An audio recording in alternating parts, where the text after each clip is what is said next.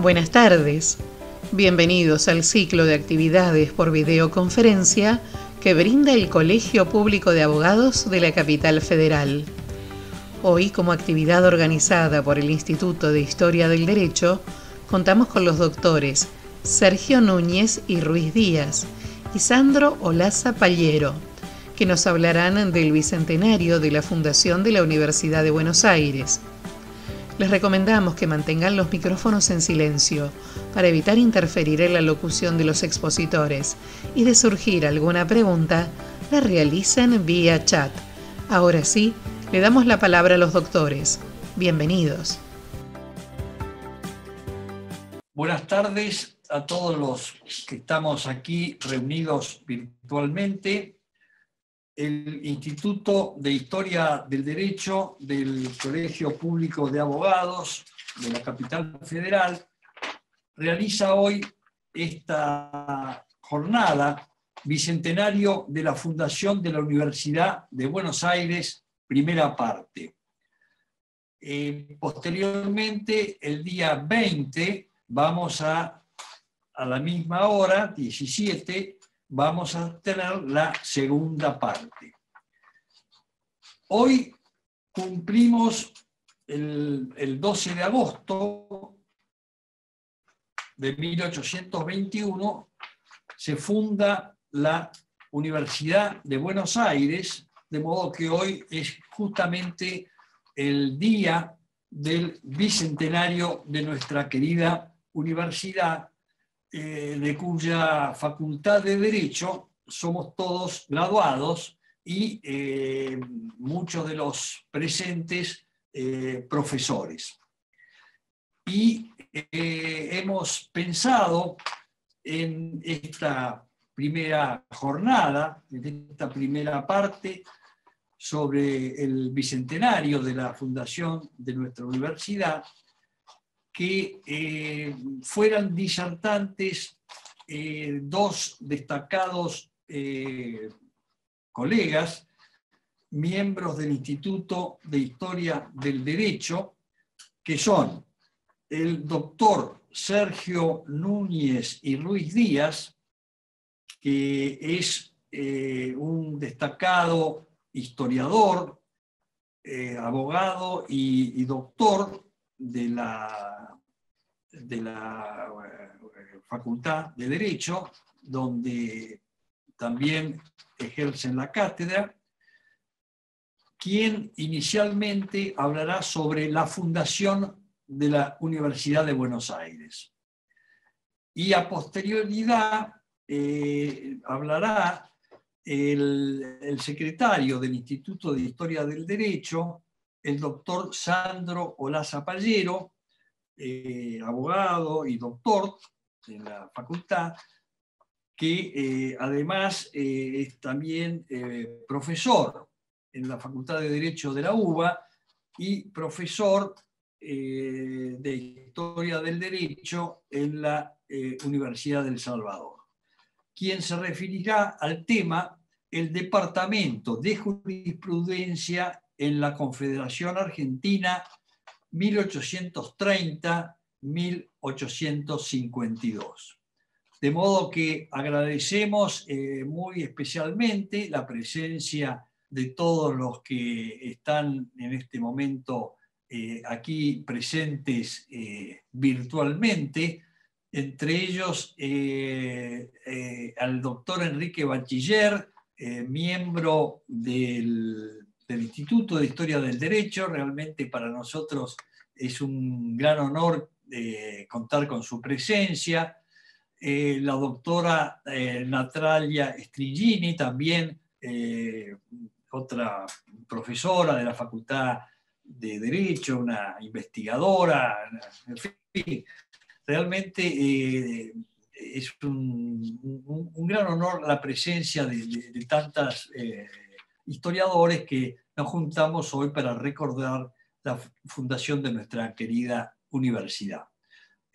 También el doctor Carlos Manuel Trueba, miembro del Instituto Nacional Belgraniano, coordinador de la Comisión del Derecho del Mar, del Colegio Público de Abogados, de modo que, bueno, vamos a ir comenzando entonces con esta jornada, para lo cual le solicito al doctor Sergio Núñez y Luis Díaz que nos hable sobre la fundación de la Universidad de Buenos Aires. Adelante, Sergio.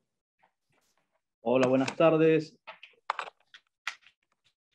Hola, buenas tardes. Muchas invitaciones y en un día tan especial para los egresados de la facultad y especialmente continuadores de alguna manera de lo que es la enseñanza del derecho y especialmente en lo que tiene que ver con la historia, ¿no? Con la formación de los conocimientos jurídicos.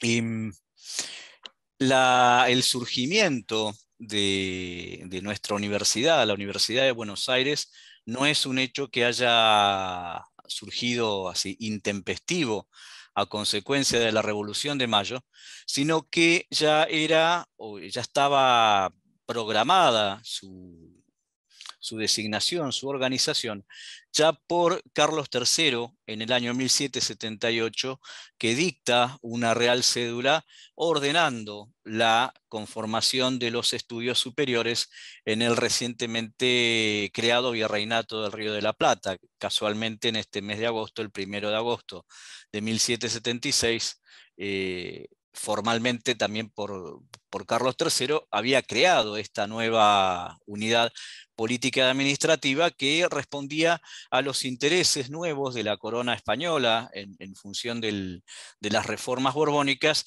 y de la misma importancia que había tenido con el correr del siglo XVIII este puerto de Buenos Aires.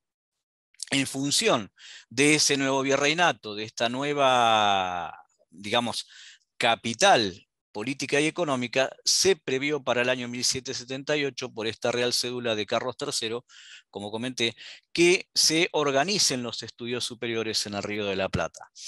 Lo que coinciden todos los autores o los historiadores es como que, de alguna forma, en el caso de nuestro país o en el caso de Sudamérica, un poco llegó tarde, o más que nada en opinión de los autores del siglo XX, llegó tarde la formación universitaria a estas costas, más allá de que desde el año 1613 estaba funcionando la Universidad de Córdoba con bastante éxito en lo que se refiere a los estudios superiores y, bueno, obviamente la universidad más antigua de nuestro país.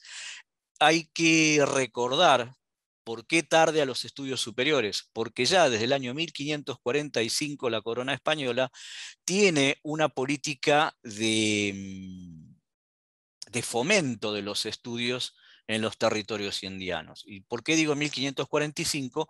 Es el de la fundación de la Universidad de San Marcos de Lima, que es el antecedente y la más antigua de nuestro continente, ¿no? En Lima 1545, 1551 la de Ciudad de México.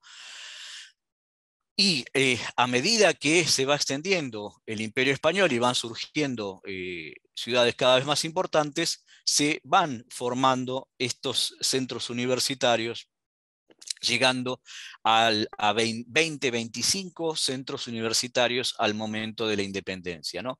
Nuestra universidad, la Universidad de Buenos Aires, entonces, escapa un poco a esa fecha fundacional, o mejor dicho, al hecho fundacional de la corona española, pero no dejaba de estar en los planes de la enseñanza superior, ¿no? La característica que va a tener la universidad, ahora voy a explicar un poquito los procesos previos, y esto va a ser distinto del resto de las universidades hispanoamericanas. Eso es un poco la clave para, digamos, para ver que tenemos una connotación diferente del resto universitario.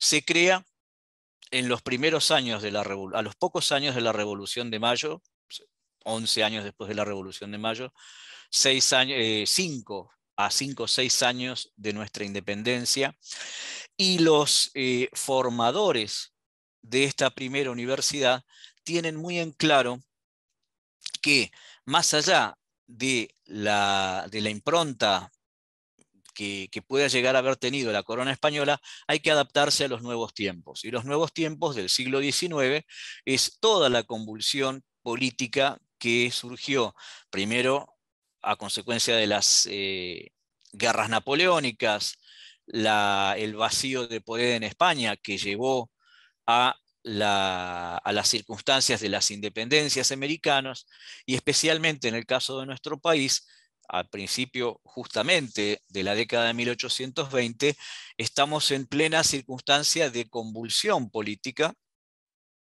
cuando comienzan a formarse o consolidar, no sé si todavía consolidarse en esta fecha, las dos grandes corrientes políticas que van a marcar nuestro siglo XIX, es el Partido Unitario y el Partido Federal. Está comenzando la lucha respecto de la conformación de nuestro país, y estos primeros años no van a ser ajenos al nacimiento de la universidad.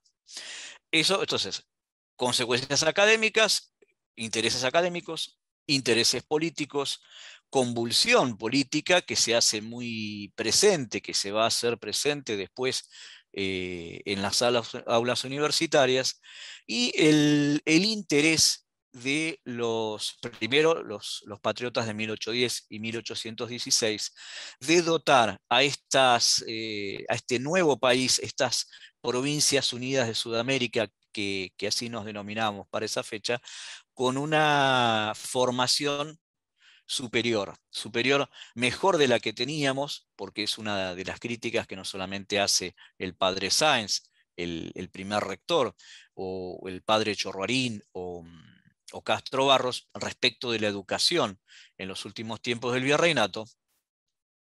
Esa queja al descuido de la educación a consecuencia de las políticas borbónicas y a consecuencia de las circunstancias políticas, necesita ser encauzado en una nueva organización, y esa organización es la universidad. Y nuestra universidad, la Universidad de Buenos Aires, cortando un poco, no del todo, con esa tradición escolástica española, y se va a centrar en la formación del nuevo ciudadano argentino, del nuevo ciudadano que surge después de la Revolución de Mayo y después de la independencia. En los escritos de la conformación de la universidad, en el decreto de creación de Martín Rodríguez, la vocación es de crear un nuevo ciudadano, un sujeto con una formación distinta y adaptada a la realidad de principios del siglo XIX. ¿Qué es esto de adaptarse a la realidad del XIX?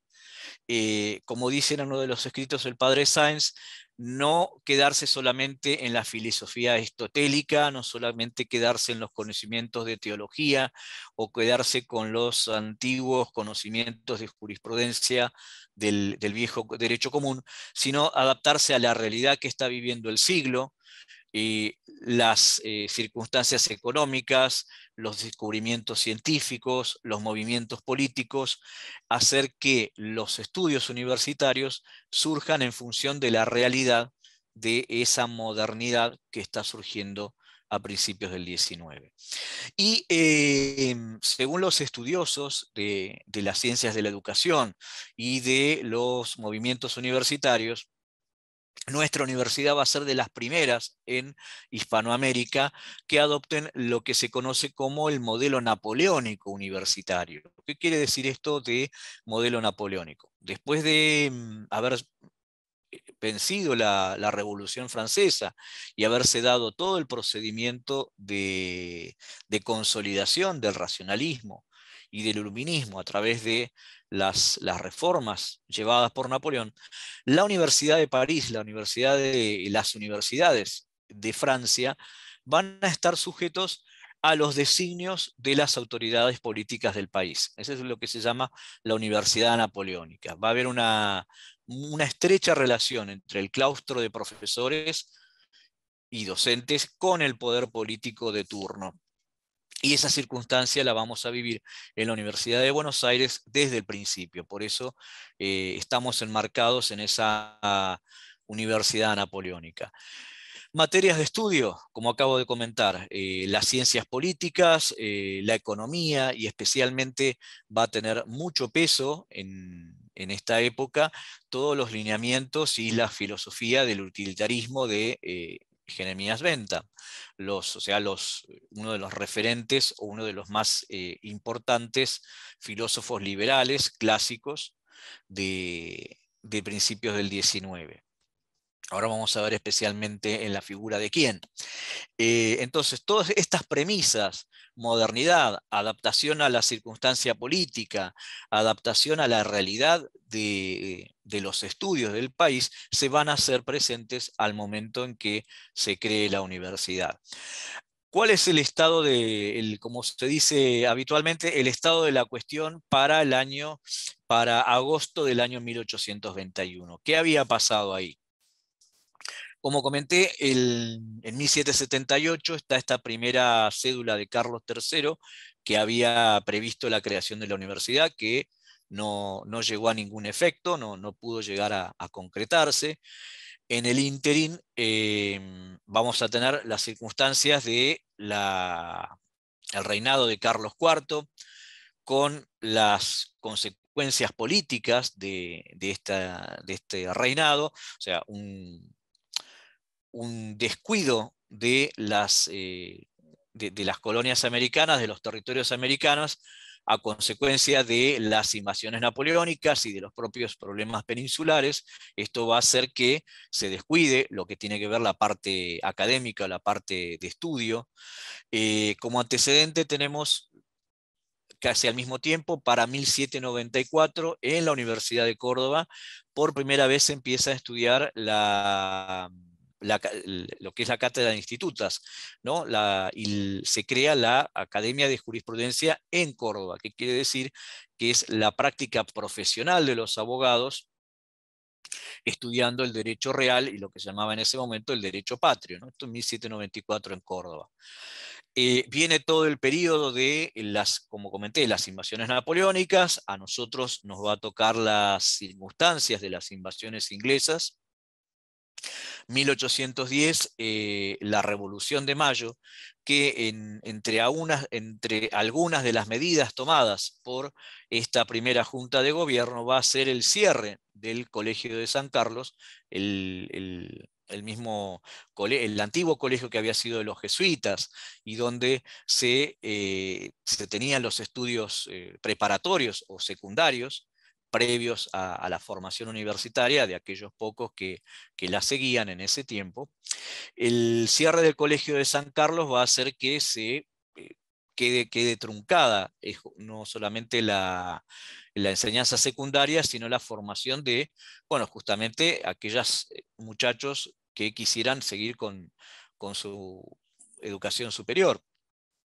Para esta época, para principios del XIX, recordemos que los centros de estudio eran, para las familias que eran pudientes, eran trasladarse directamente a España a estudiar en Salamanca o en Valladolid, que eran las más prestigiosas de España. Por supuesto estaba Santiago de Compostela, Oviedo o la Universidad Complutense, pero generalmente por mérito y tradición. El mejor ejemplo lo tenemos en el caso de Manuel Belgrano, o iban a estudiar a Salamanca o estudiaban en Valladolid, que tenían no solamente planes de estudios similares.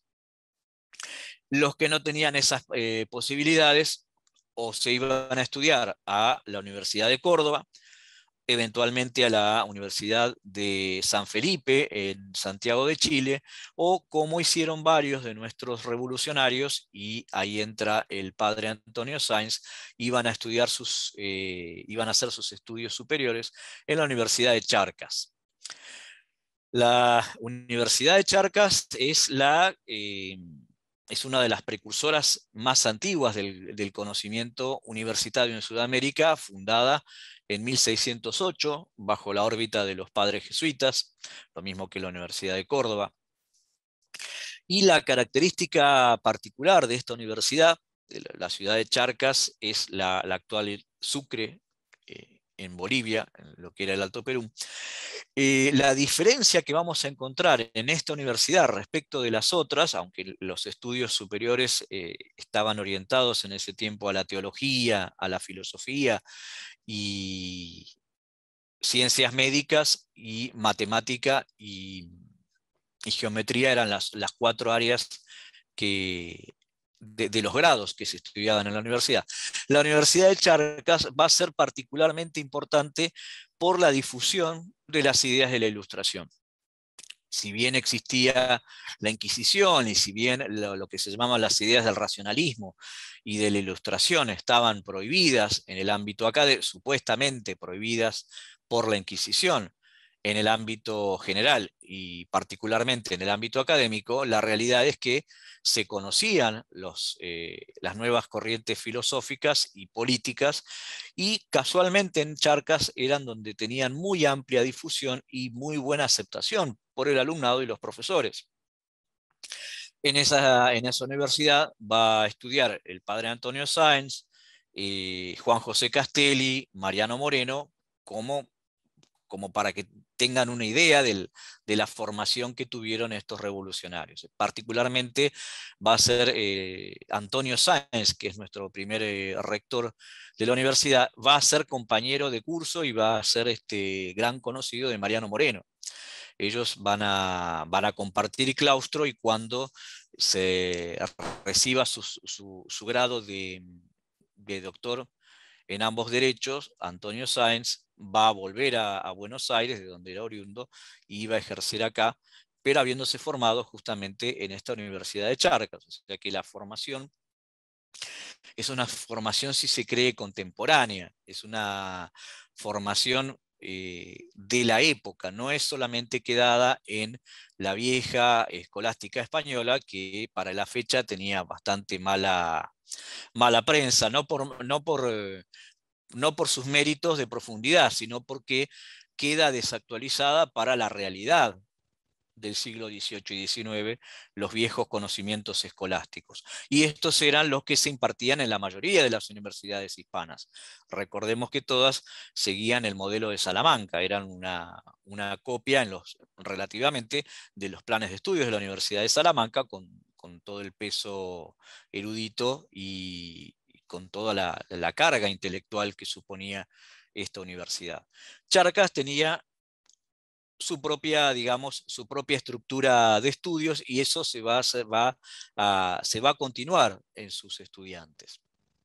Entonces, el cierre del Colegio de San Carlos, volviendo al caso del Río de la Plata, va a dar esa ausencia digamos, del componente docente en nuestra capital, y recién cuando, a partir del año 1815, 1813, comiencen por la asamblea de 1800, la misma asamblea constituida en 1813, vuelvan a, digamos, de alguna manera reanudarse los estudios superiores, sin ser todavía universitarios, en nuestra capital. El Instituto Médico se crea en 1813, en 1814 la Escuela de Dibujo, la Academia de Jurisprudencia en 1815, ¿no? Esta ya con sede en Buenos Aires, la de Matemáticas en 1816, y en 1817 se va a reabrir el colegio, el antiguo Colegio de San Carlos, y con el nombre del Colegio de la Unión del Sur, ¿no? Dependiendo de la órbita directamente del ejecutivo de ese momento. Recordemos que para 1817 tenemos, justamente en la primera década del siglo pasado, tenemos esas diferentes formas de gobierno, bueno, el directorio, el triunvirato, la asamblea de representantes. En medio de esa convulsión es reabierto en 1817 los estudios superiores, con la intención ya de conformarse como universidad lo más rápido posible, ¿no? El director supremo, Porredón, dicta el 2 de junio de 1817 el restablecimiento de este Colegio de San Carlos, con el auspicio y con la ayuda de Antonio Sáenz, que es el personaje, creo yo, central en la formación de la Universidad de Buenos Aires. ¿Quién es Antonio Sáenz? Más allá de las cuestiones previas al surgimiento de nuestra universidad. Es un sacerdote, nace en Buenos Aires en junio de 1780, como muchas familias de ese momento, de padre español y madre criolla de la familia de la familia Sarasa, si mal no recuerdo, una de las mejores posicionadas en ese momento en el virreinato, español y criolla, muy habitual esa circunstancia, y va también con su hermano Miguel Sáenz, van a estudiar en el Colegio de San Carlos, y él va a seguir su formación en la Universidad de Charcas, como acabamos de comentar. El hermano Miguel se va a dedicar al comercio y también va a tener que ver como docente en el Colegio de la Unión del Sur más adelante.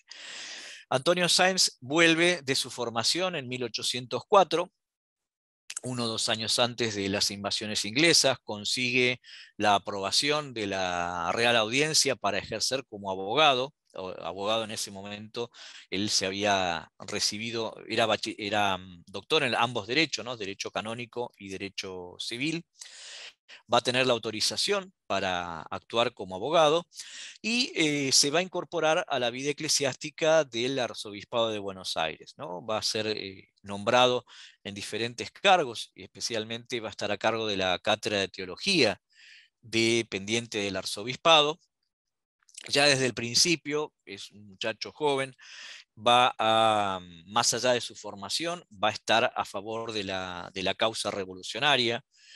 Ya en 1810 va a participar en la Asamblea de Mayo, estando a favor de la conocida doctrina de Francisco Suárez de retroversión de la capacidad de gobernarse al pueblo, y en el caso de Antonio Sáenz dirá que esta facultad debería establecerse en el Cabildo de Buenos Aires, ¿no? Debe retrotraerse esa facultad de gobernarse al pueblo de Buenos Aires, representado en el Cabildo. Y él es uno de los que más fervientemente va a apoyar la postura política de Moreno y de Castelli.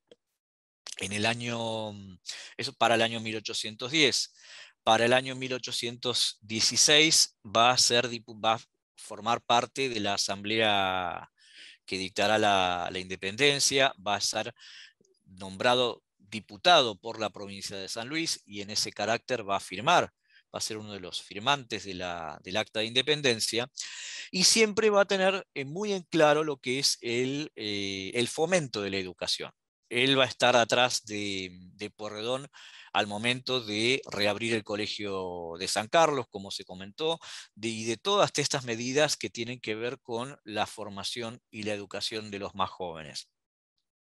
Especialmente se va a encomendar a Martín Rodríguez, ya andando en el tiempo, para el año 1820-1821, y en febrero de 1821 Martín Rodríguez le va a encomendar formalmente a Antonio Sáenz que organice el claustro de la universidad. Ya hay una intención política por parte del director supremo, parte del gobernador de Buenos Aires, de crear un ámbito universitario, más allá de lo que se venía hablando y que iba teniendo cada vez más fuerza.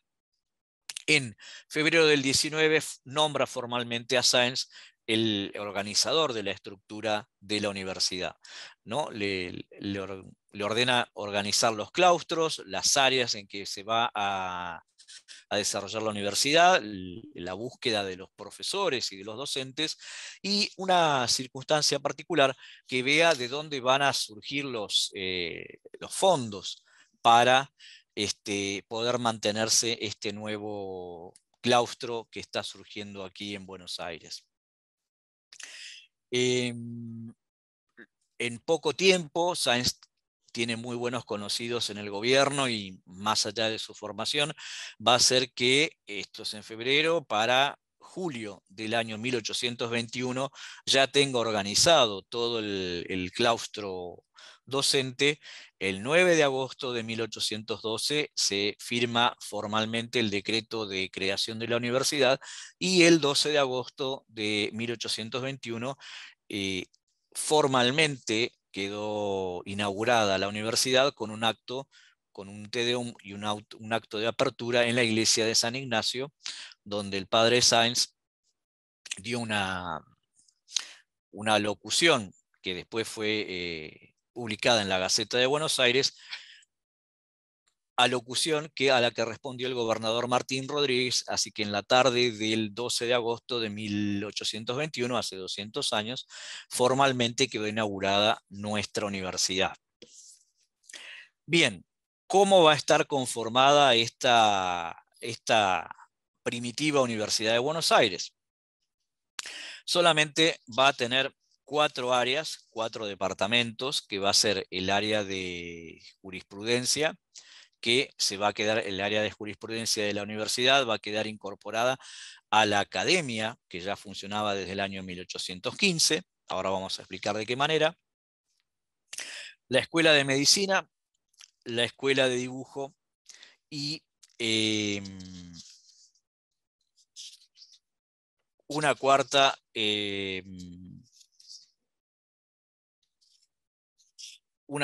área cuyo nombre no recuerdo, les pido disculpas. La escuela de medicina, la escuela de dibujo y la escuela de jurisprudencia van a ser el núcleo central donde vamos a tener la formación de la universidad. Y la cuarta área, ahí se me escapaba, pido disculpas, tenía que ver con la enseñanza secundaria.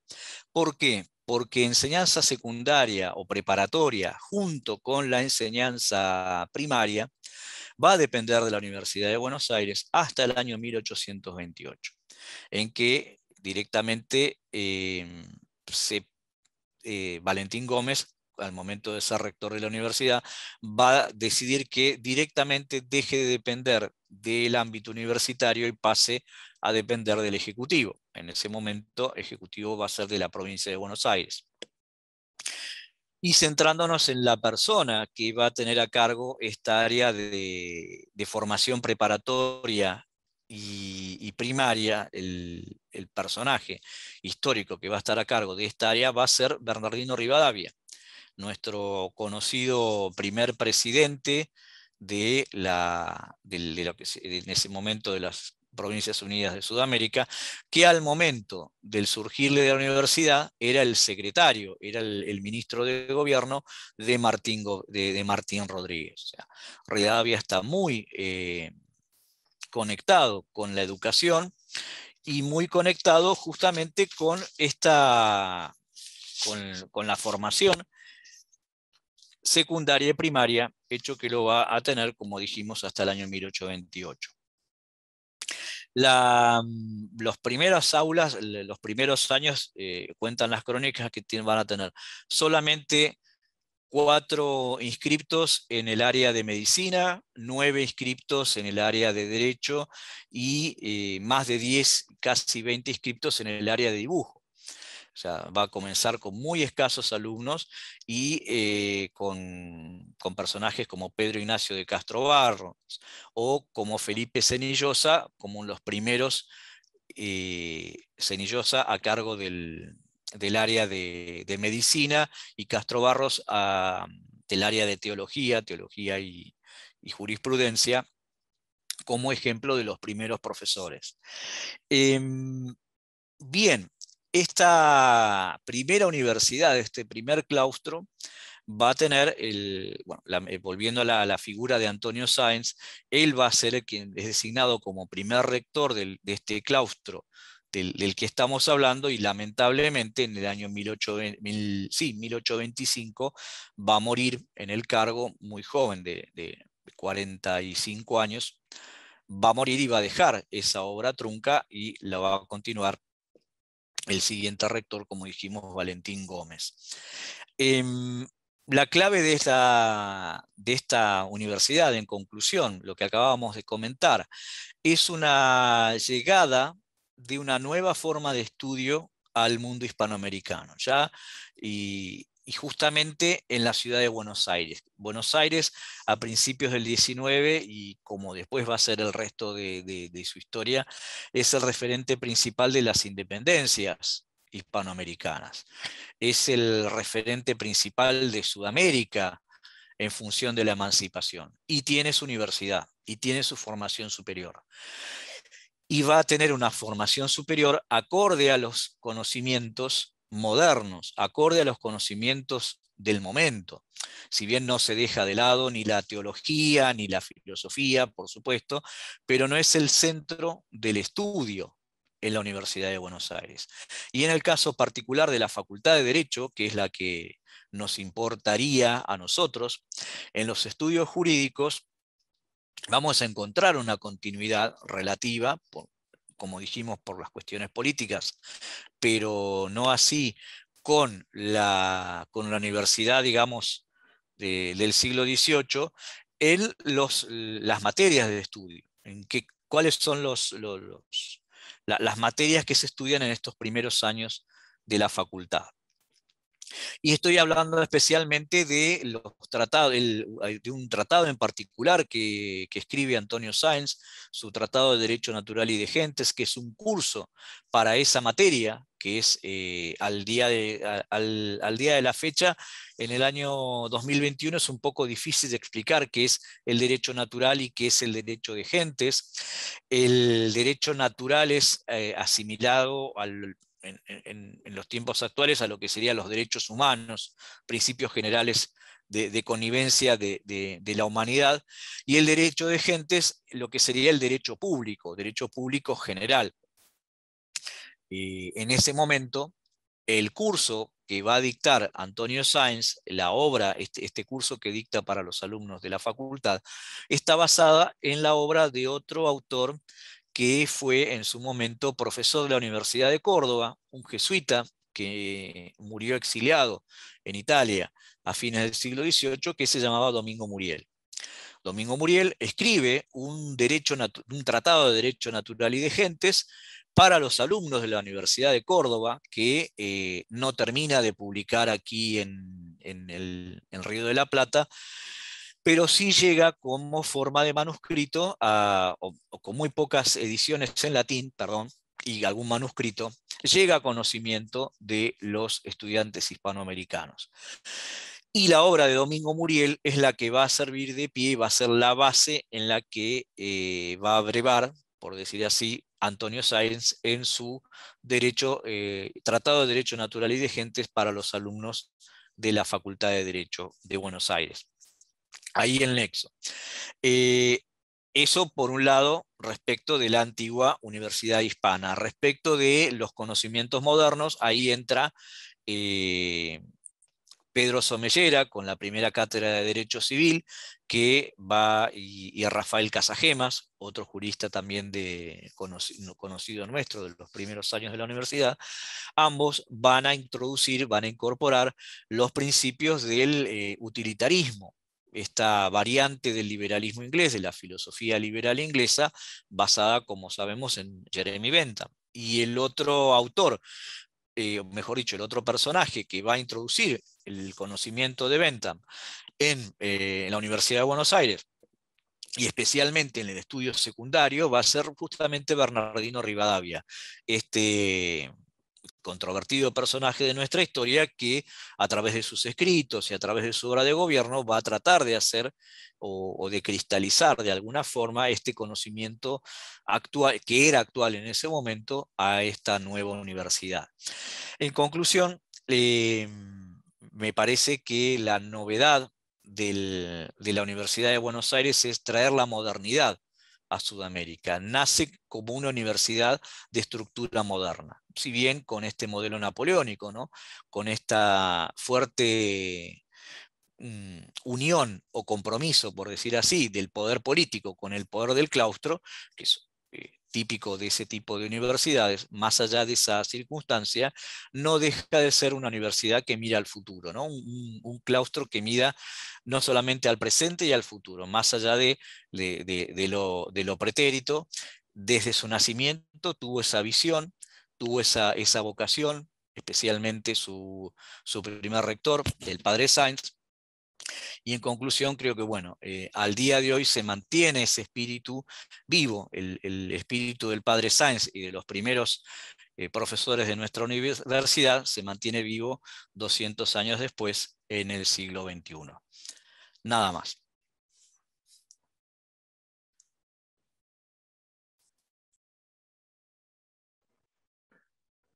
Bueno, buenas tardes. Muchísimas gracias por su presencia. Entonces, bueno, voy a compartir pantalla. Como dijo Sergio, estamos en un día muy especial. No sé si se ve la imagen.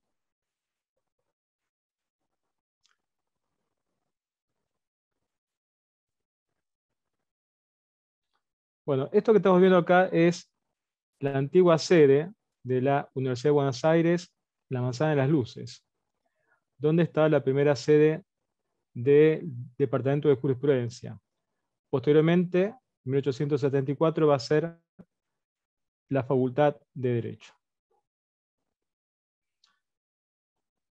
Ahora bien, Domingo Faustino Sarmiento, que como ustedes bien saben, está exiliado en Chile en 1849, elogiaba las reformas educativas en ese país, donde bueno, tuvo funciones respecto al tema educativo, que él conocía muy bien. Sin embargo, criticaba la política educativa de Rosas. Por ejemplo, haber cerrado el Colegio de Ciencias Morales, dispersar a los profesores universitarios, retirar la renta de las escuelas y colegios. Decía también, ¿no?, que el local sagrado de la universidad, que hoy día estamos rememorando, los almacenes de la aduana, inclusive, inhibía también de la enseñanza a todo el que no sea católico, apostólico, romano. Criticaba a Sarmiento desde Chile en 1849. Lo dicho por Sarmiento fue reproducido por varios historiadores, diciendo que Rosas había cerrado la Universidad de Buenos Aires. Pero hay que ver el contexto histórico, político y social por el cual pasaba la Confederación Argentina en ese país. 1838-1839 fueron años muy críticos para Rosas. Teníamos la guerra contra el mariscal Santa Cruz, presidente de la Confederación Peruana Boliviana, que intentaba anexar el norte argentino. Teníamos también el bloqueo francés, teníamos a las tropas unitarias, ¿no?, la invasión de Lavalle. Teníamos también la conspiración de los jóvenes del 37, que muchos, habían sido estudiantes de Derecho hasta esa época. Y también, la Comisión de Exiliados Unitarios en Montevideo y la gente de Rivera, ¿no?, el Pardejón Rivera, el líder del Partido Colorado. También, algunos ataques de tribus ranqueles. Y algunas disensiones internas dentro del federalismo provincial. Entonces, por lo que estamos viendo, Rosas no tiene una situación muy tranquila, ¿no?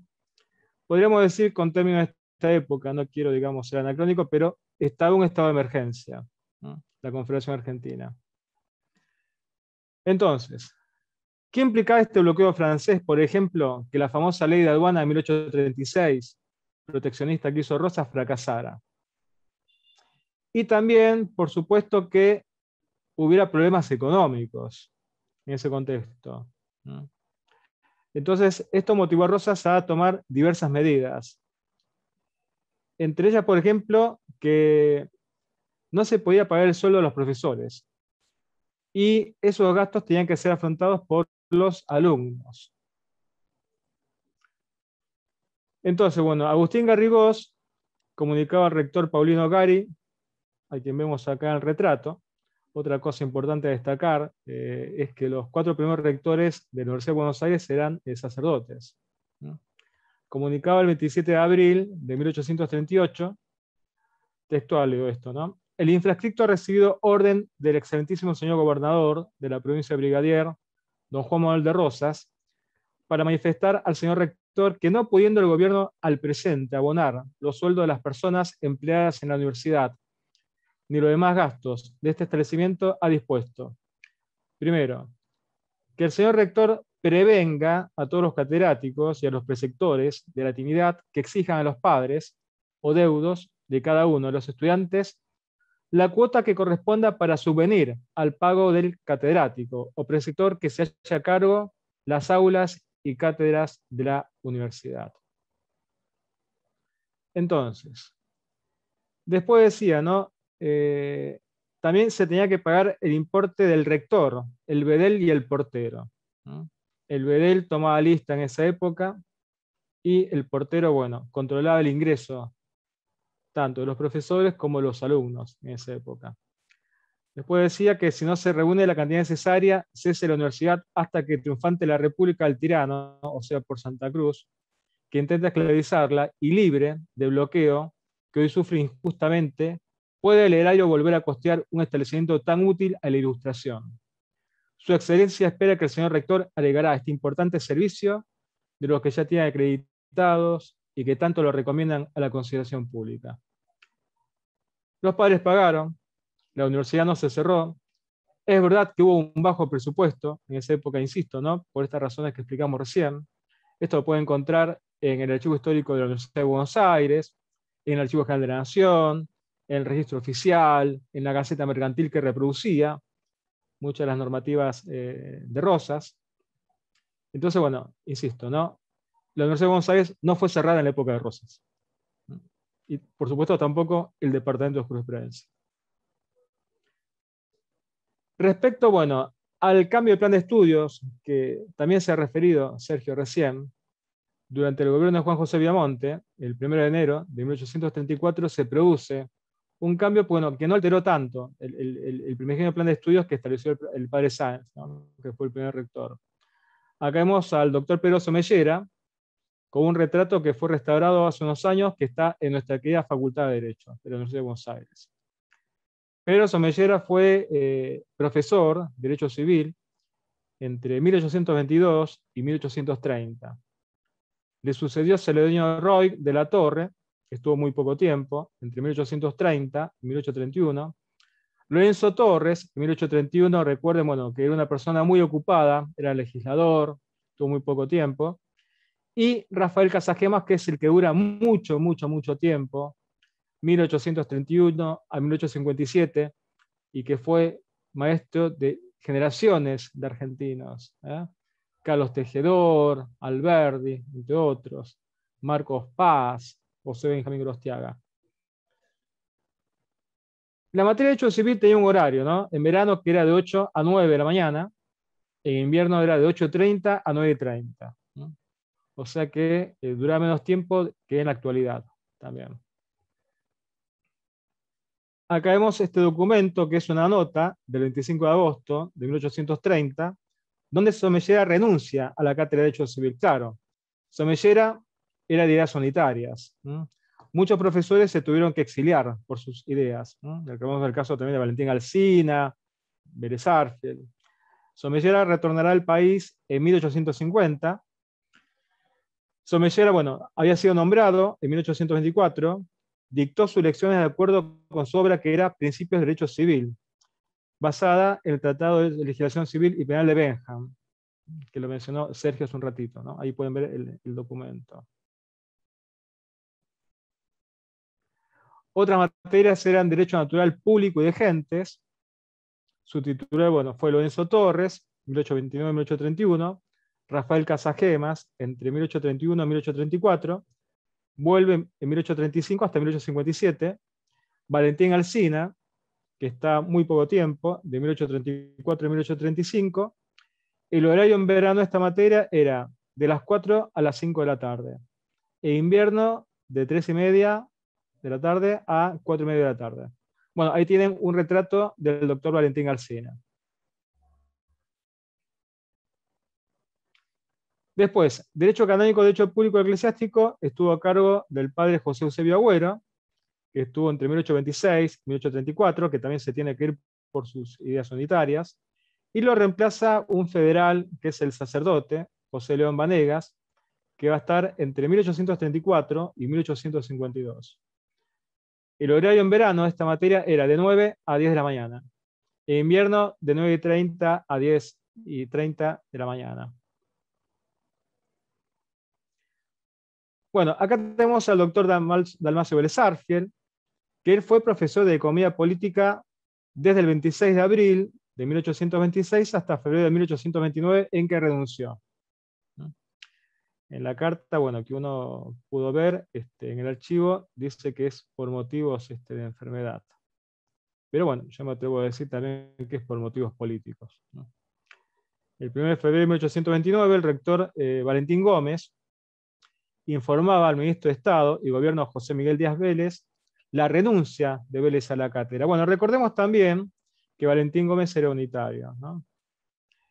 Esto, bueno, ocasionó que dijera que era una sensible pérdida, ¿no?, la renuncia del doctor Vélez Arfiel para la universidad, y que había sido un profesor que se había desempeñado con mucho honor y mucho provecho con sus discípulos, ¿no? Después, bueno, en Economía Política va a estar Juan Manuel Fernández de Agüero, entre 1829 y 1830, también, bueno, de ideología unitaria. El horario en verano, bueno, de 9 a 10 de la mañana, horario de invierno de 9:30 a 10:30 de la mañana también. Después, bueno, vamos a tener el cargo importante de la Secretaría de la Universidad de Buenos Aires. Era un cargo muy importante. Quizás no con las atribuciones actuales, ¿no?, que tiene el secretario de la UBA. Fíjense que, por ejemplo, el secretario de la UBA en esa época tenía que estar presente en la defensa de tesis doctorales también. Esto que estamos viendo acá es el acta del 6 de febrero de 1834, donde el secretario saliente, el doctor Lucas González Peña, hace entrega de la secretaría a su reemplazante, que es el doctor Gervasio Gari, sobrino del rector Paulino Gari. También, por supuesto, se pasaba lista en esa época, ¿no? Era obligatorio en esa época. Acá tenemos una lista de faltas de 1843, ¿no?, de los alumnos de Derecho de Gentes. Esto exactamente es del 1 de marzo de 1843, que corresponde a la segunda quincena de febrero. Y acá vemos las firmas de Casagemas y el bedel, que es José Antonio Acosta. Otra cosa también importante a destacar es que Rosas, por decreto del 3 de febrero de 1832, estableció el uso obligatorio de la divisa punzó. Bueno, que acá vemos algunos ejemplares que corresponden al Museo Histórico Nacional. Todo empleado público, civil, militar, incluso eclesiástico, profesores, tenían que llevar esta divisa punzó. Esto también va junto con otro decreto del 20 de junio de 1835, que ordenaba que todo ciudadano que tuviese empleo, cargo o destino público jurará ser adicto y fiel a la causa nacional de la Federación. Este decreto, bueno, se hizo por sugerencia del rector Paulino Gari para inculcar a los estudiantes la adhesión al sistema de gobierno federal. Esto rigió hasta después de la caída de Rosas. Ustedes recordarán el famoso episodio en que Alberdi, él recuerda en sus memorias, en su autobiografía, que él no quiso adherir a estos dos decretos y tira la divisa punzó y se va sin terminar la carrera autoexiliado. Después, bueno, la Academia Teórico-Práctica de Jurisprudencia, que había sido fundada antes del Departamento de Jurisprudencia de la Universidad de Buenos Aires, ¿se acuerdan? Por Manuel Antonio de Castro, un famoso jurista salteño, en 1814, seguía funcionando, ¿no? Él ya había fallecido, pero se usaba su texto, el Prontuario de Práctica Forense, ¿no? En 1834, Juan María Gutiérrez, futuro rector años después de la Universidad de Buenos Aires, escribía a Pío Tedín que se encontraba al umbral de la academia, de ese gótico claustro de gotiquísimos doctores, academia que detesto, que abomino con toda la fuerza de mi alma, y a la cual es necesario que entre a perder mis mejores horas de paseo, a ser mártir en fin, para salir luego un mal abogado y no hacer nada, decía Juan María Gutiérrez, que por otra parte se solventaba la carrera porque tenía un empleo público durante el gobierno de Rosas también. La academia dictaba conferencias, como por ejemplo en 1833 tenemos, entre estos temas interesantes, de la justicia y el derecho, y qué se entiende por derecho natural, civil y de gentes, ¿no? Aquí quiero hacer una aclaración. Derecho penal no estaba como materia. Derecho penal se veía en derecho civil y en las clases de la academia, ¿no? Después, otra conferencia es del derecho de la persona natural y civil en sus diversos estados, también de la capitis de Minutio. Otra conferencia era de la patria potestad y modo de adquirirse, cuáles sus efectos y cuáles las causas con que ella se acaba, ¿no? Bueno, acá tenemos un ejemplar del manual de práctica forense de Manuel Antonio Castro. También, entre los presidentes que tuvo la academia, podemos mencionar a Antonio Domingo de Esquerrenea, Vicente López y Planes, que recordemos que Vicente López y Planes no pisó ninguna aula universitaria, sino que por su sapiencia jurídica, la Cámara de Apelaciones le otorgó la dispensa de ejercer como abogado, ¿no? Bueno, acá lo vemos a José Benjamín Gorostiaga, que fue secretario de la Academia Teórico-Práctica de Jurisprudencia, el futuro redactor de la Constitución Nacional, 1853, y miembro destacado del Poder Judicial, ¿no? Ministro de la Corte Suprema. Tenemos, por ejemplo, gastos que se hacían en la academia en 1845, por ejemplo, acá, en este documento que dice: páguese por el tesorero académico la cantidad de 32 pesos, moneda corriente, para la compra de una arroba de velas. Páguese por el tesorero de la academia la cantidad de 15 pesos, que importan los gastos hechos en el traslado de los muebles pertenecientes a la academia. Todo esto estaba muy detallado en esa época. Ahora, dentro de algunos textos de enseñanza, ¿no? Porque es un poco largo esto, bueno, y no me daría el tiempo, ¿no? Un decreto del 6 de marzo de 1823 había encomendado a los profesores a que publicaran sus lecciones y a redactar la historia de sus especialidades. Con esto se avanzaba respecto al antiguo método que se reducía a la enseñanza al dictado o al comentario de un texto. Sin embargo, la mayor parte de los profesores no publicaron sus textos, incluso hasta después de la caída de Rosas. Acá vemos, por ejemplo, un texto que es Elementos de Filosofía de Lorenzo Altieri, un autor que circulaba en la época y que, por ejemplo, el padre Vanegas, para sus clases, ¿no?, empleaba el libro en latín de Francisco Javier Meiner, austríaco, que era Instituciones de Derecho Eclesiástico. José López, que era un estudiante salteño, que antes de cursar Derecho en Buenos Aires, había cursado Filosofía en Salta, recordaba que la obra de Meiner era similar a este texto que vimos recién de Lorenzo Altieri, Elemento de Filosofía, usado en el convento franciscano de su provincia. Acá vemos, bueno, la tumba del canónigo José León Vanegas. Y vamos a ver algunas tesis doctorales también en esa época, por ejemplo, Fermín Orma, la guerra en muchos casos es lícita y necesaria a las naciones. Romualdo Gaete, por ejemplo, tiene los delitos y medios de prevenir y curar el mal de los delitos. A veces, por ejemplo, dentro de la temática en derecho penal de las tesis tenemos diferencias, ¿no?, como la polémica de los que están a favor y en contra de la pena de muerte. En 1831 tenemos la tesis de Eustaquio José Torres, que por ejemplo es necesidad y conveniencia de la inmunidad de los ministros públicos, aún en los casos criminales. José Barros Pasos, que va a ser futuro rector de la Universidad de Buenos Aires, la libertad de comercio es útil a la prosperidad de las naciones. Miguel Valencia, su tesis es la desigualdad política se opone a las leyes naturales, a los progresos de la civilización y a la felicidad de los hombres. De ese mismo año tenemos también la tesis de Prudencio Gramajo, que es la ciencia económica necesaria a los particulares e indispensable a los gobiernos. Ángel López hace la tesis la pena de muerte no es proporcional a los delitos que con ella se castigan. Bueno, ¿qué es lo que vemos, no? Acá vemos a alguien que es abolicionista respecto a la pena de muerte. Sin embargo, Nemesio López dice que las penas no son proporcionales a los delitos. También. Bueno, aquí se ilustra esto de la pena de muerte justamente con la ejecución de los Reina Fe. en la Plaza de la Victoria, ¿no? O Plaza de Mayo. De 1832 tenemos la tesis de Pío José Terín, La patria potestad, de Bernabé Caravia, la pena capital es útil y por consiguiente necesaria en muchos casos, ¿no? De Francisco Villanueva tenemos la pena de muerte es inútil, injusta y contraria al derecho natural. Como ustedes ven, hay diferencia respecto a la temática de la pena de muerte. Fernando del Arca, con su tesis, nunca debe usarse arbitrariamente la pena de muerte.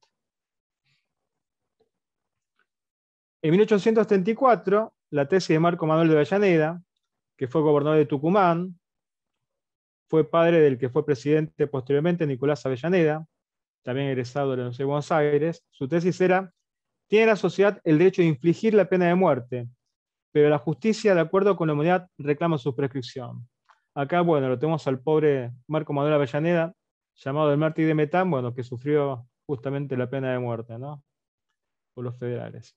La tesis de Juan María Gutiérrez, muy interesante para esa época, ¿no? Sobre los tres poderes públicos, el legislativo, ejecutivo y judicial, y que habla mucho en su tesis de la Constitución de 1819. Ustedes seguramente se acordarán, ¿no? Bueno, después, José María Reibot, su tesis de 1834 es: la pena de muerte es útil, en muchos casos, por consiguiente, no debe abolirse. Marcos Paz, futuro vicepresidente de la República en los tiempos de Mitre, su tesis es: la pena de muerte solo puede ser autorizada por la necesidad absoluta o el derecho de propia conservación. Francisco Solano Antuña, confiscación de los bienes en los crímenes de lesa patria. Eusebio Agüero, su tesis es: las obligaciones, sosteniendo varias tesis sobre los tres derechos. José Olegario Morón, tutela y tutores. Juan Thomson, que era el hijo de Mariquita Sánchez de Thomson, ¿no? Y de Jacobo Thomson. Su tesis es: el matrimonio es indisoluble en cuanto al vínculo. Ahí vemos la tesis de Antuña. Este, por ejemplo, es el acta de rendición de examen de prueba final de Eusebio Agüero, para ser graduado como doctor en Derecho, y que es del 15 de diciembre de 1834.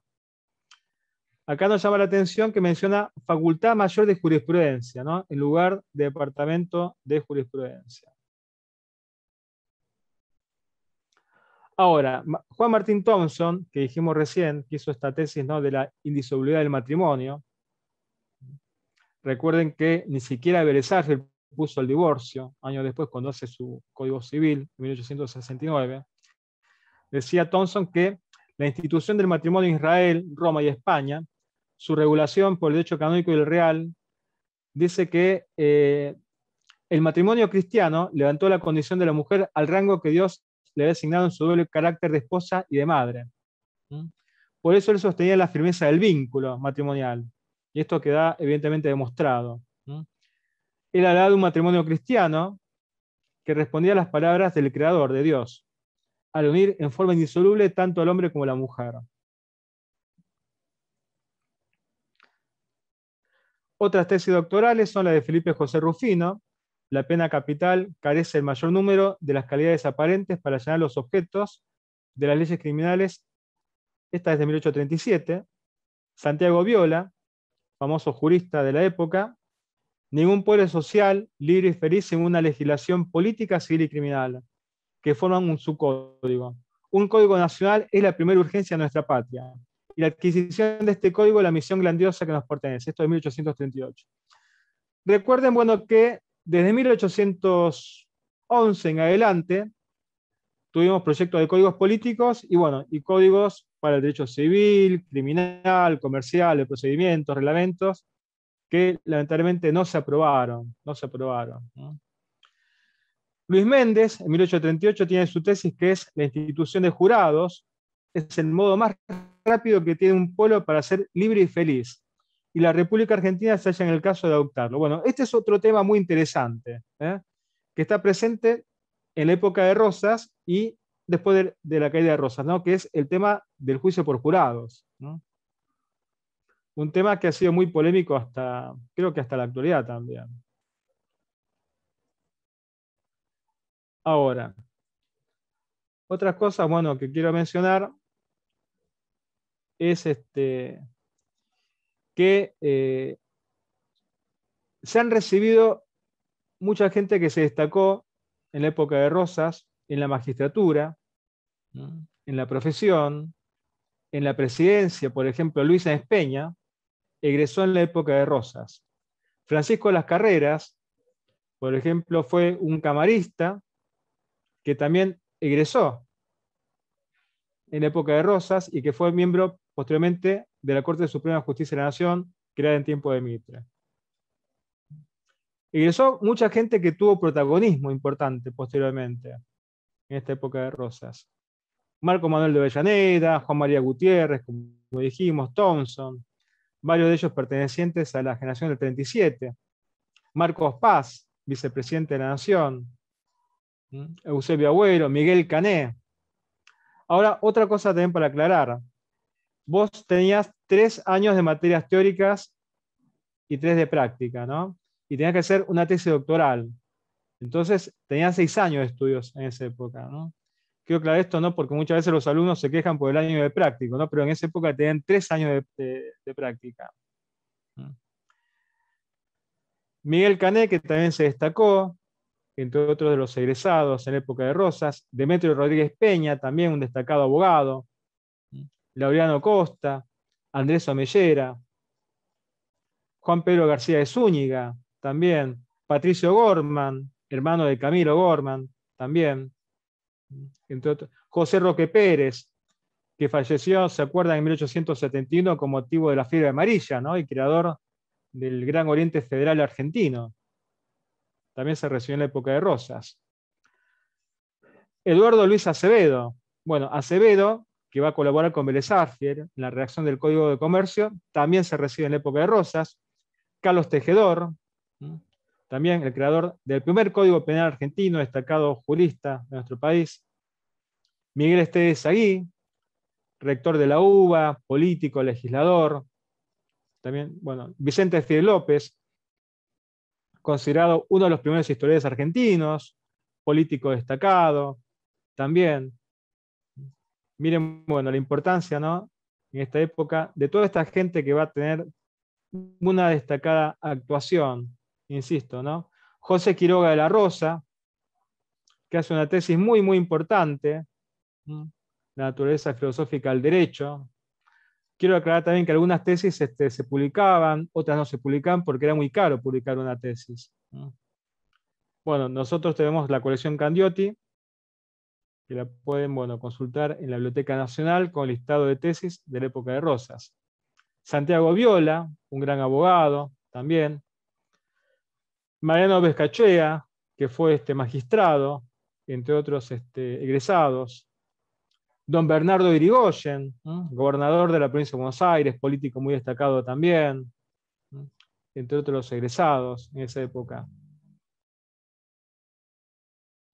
A veces tenemos también egresados que tienen 2 tesis, una de derecho canónico y otra de derecho civil. Como dijo Sergio hace un ratito, serían doctores en ambos derechos. Por ejemplo, otro egresado es Rufino Elizalde, canciller, se acuerdan de Mitre.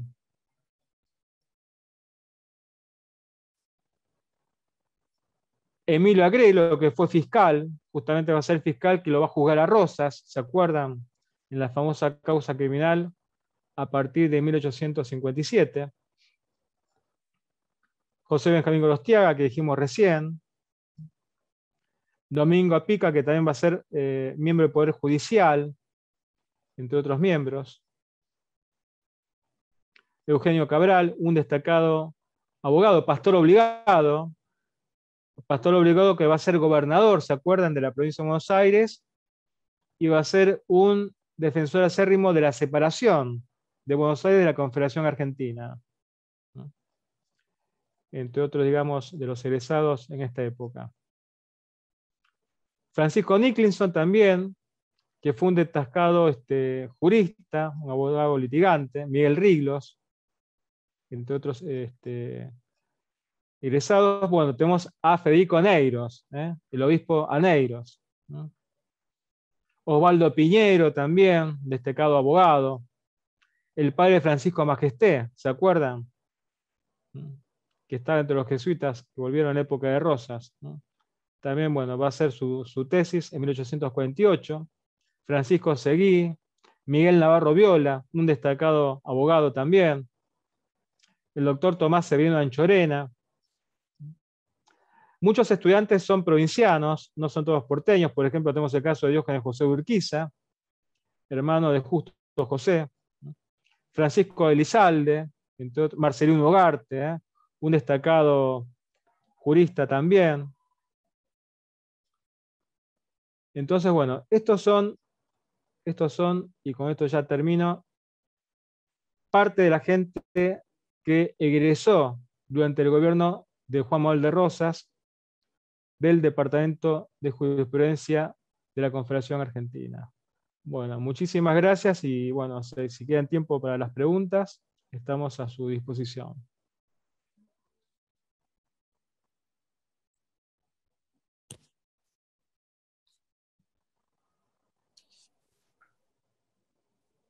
Las preguntas las tienen que hacer por el chat, recuerdo. Por el chat, sí. Por favor.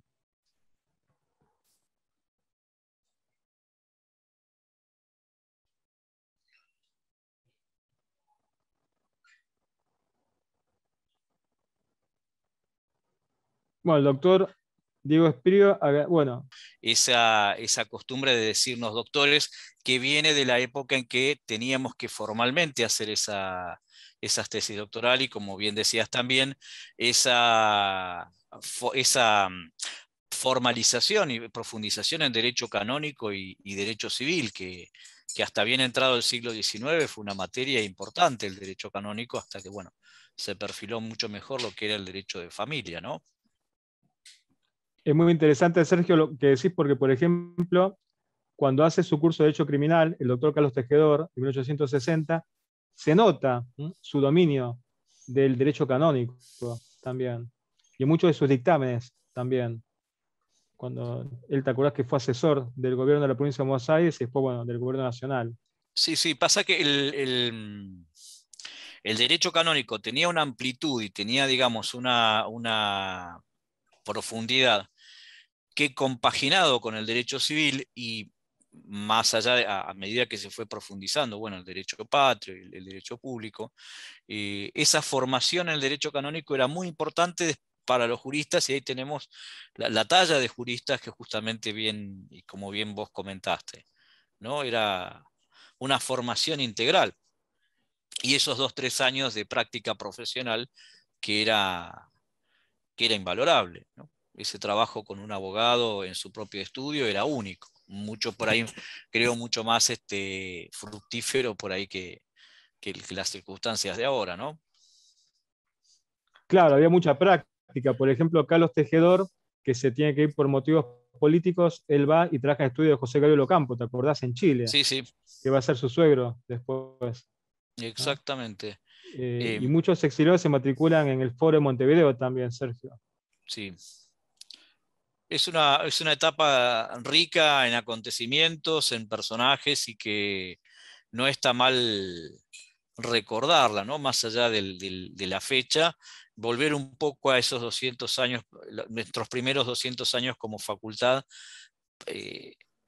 para ver cómo eran las cosas, que en algunas circunstancias no difieren tanto de las de ahora, ¿no? Pero bueno, es bueno ver el pasado para poder entender mejor el presente y el futuro.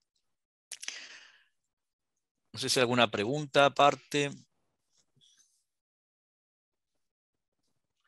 Todo es muy interesante, insisto, ¿no? Ustedes pueden ver el presupuesto que se daba a la Universidad de Buenos Aires en el registro oficial de la época, en la Gaceta Mercantil.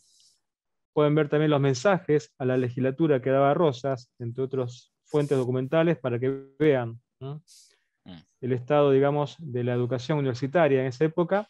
Pueden ver memorias también, por ejemplo, Vicente Quesada, Memorias de un viejo, con el seudónimo Víctor Gálvez, las memorias de Miguel Esteves Agui también, entre otros, como para que vean cómo era la vida en esa época del estudiante universitario. Fuentes directas también. Vos habías hecho mención, Sandro, al arancel de los estudiantes a partir en la época del gobierno de Juan Manuel de Rosas. Lo que no llegué a explicar en mi exposición, que en los primeros años, ¿no?, de 1821 hasta aproximadamente 1826-27, la Universidad de Buenos Aires se subvencionaba por los bienes eclesiásticos que habían pasado a formar parte del gobierno nacional. Recuerden que fue la expropiación de bienes eclesiásticos por Rivadavia. Había una parte de esas temporalidades que eran de herencias vacantes, que eran parte de esas temporalidades que servían para subvencionar la universidad. Y cuando vino el decreto de Rivadavia que suprime los bienes eclesiásticos y hace la gran reforma eclesiástica argentina, parte de ese dinero que viene de bienes eclesiásticos va también a la universidad. Eso era antes de Rosas, ¿no? Ex bienes eclesiásticos y el usufructo de bienes eclesiásticos eran los que servían para subvencionar la universidad, y no hay ningún documento en ese momento que hable de aranceles a alumnos. Eso va a venir con el tiempo y bueno, mucho después. Eso es lo 1821, 22, 23, ¿no? Eso. Es muy interesante, Sergio, lo que dijiste, ¿no? Porque bueno, va a estar arancelada hasta 1947 la Universidad de Buenos Aires. Ni siquiera con la reforma de 1918 se saca el arancel. Hemos visto en muchos documentos, bueno, derecho de examen, un montón de pagos que tenían que hacer los alumnos en esa época. Y he visto pedidos por causa de pobreza. Sí, por causa de pobreza también, ¿no? En esa época. La excepción, como excepción, sí. Bien. Después, bueno, el tema de la administración, eso es muy importante, ¿no? Porque, bueno, estaba el bedel, el portero, hasta una anécdota un poco jocosa, que esto está en un dictamen de Bresarfield de 1855, donde unos alumnos le hacen una broma a un policía y son arrestados por el propio rector, porque había una especie de cuarto, claro, ese tema por el fuero universitario, Sergio. El fuero universitario. Claro. Da para otra charla. El fuero universitario, que era similar al eclesiástico, por lo menos en América, a consecuencia del Real Patronato, y hacía como una especie de, fuero especial, ¿no?, aplicado a todo lo que era el claustro. Y eso es una de las pautas, uno de los puntos que en algún momento llegó a tener algún conflicto respecto de autoridades eclesiásticas. Y no, sin olvidar de los eclesiásticos, la mayoría de los primeros profesores y catedráticos eran religiosos, así como en su momento 11 eclesiásticos participaron de la firma de la independencia, ¿no? Era muy fuerte la presencia de los religiosos en los tiempos que estamos hablando. Pero sí, para hablar del claustro universitario habría que hacer algo aparte, creo yo. Claro, muy interesante, interesante también. Exacto. Así que, bueno, no sé si el doctor Geli Cantilo quiere cerrar este evento.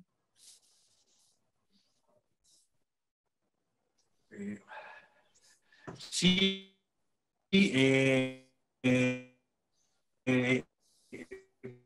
bueno, yo les agradezco profundamente a los dos.